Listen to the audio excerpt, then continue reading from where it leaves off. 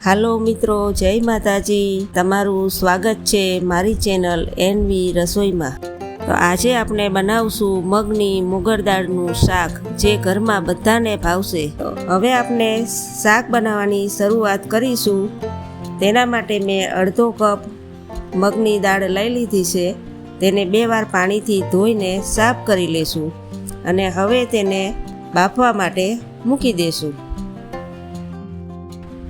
તો હવે દાળમાં આપણે અડધી ચમચી હળદર અને અડધી ચમચી મીઠું ઉમેરીને બફાવા દઈશું.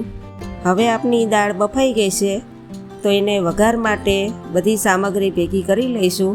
તેના માટે મેં ડુંગળી, લીલા મરચાં, આદુ મરચાંની પેસ્ટ, ટમેટાં અને મીઠો લીમડો બધું લઈ લીધું છે.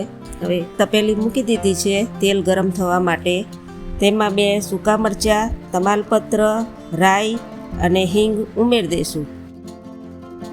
હવે તેમાં ડુંગળી ઉમેરશું અને ડુંગળી થોડી શેકાઈ જાય પછી તેમાં લસણ આદુની પેસ્ટ ઉમેરી દઈશું અને હલાવી લઈશું.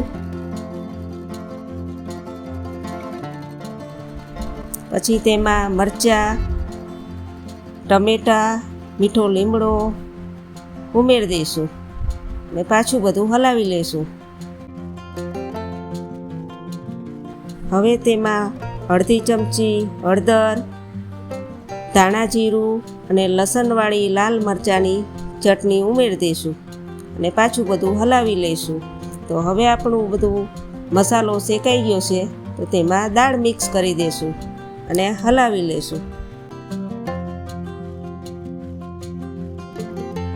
હવે શાકને આપણે થોડું ગરમ થવા દઈએ અને થોડું ઉકળી જાય પછી સર્વ કરવા માટે લઈ લઈશું. તો આપણે તેને રોટલી, પાપડ અને ડુંગળી ટમેટાના સલાડ, છાશ સાથે સર્વ કરશું. આ રેસીપીથી તમે એકવાર જરૂરથી શાક બનાવજો અને તમને એ શાક કેવું લાગ્યું મને કોમેન્ટમાં જણાવજો. મારા આ વિડીયોને લાઈક અને ચેનલને સબસ્ક્રાઈબ જરૂરથી કરજો.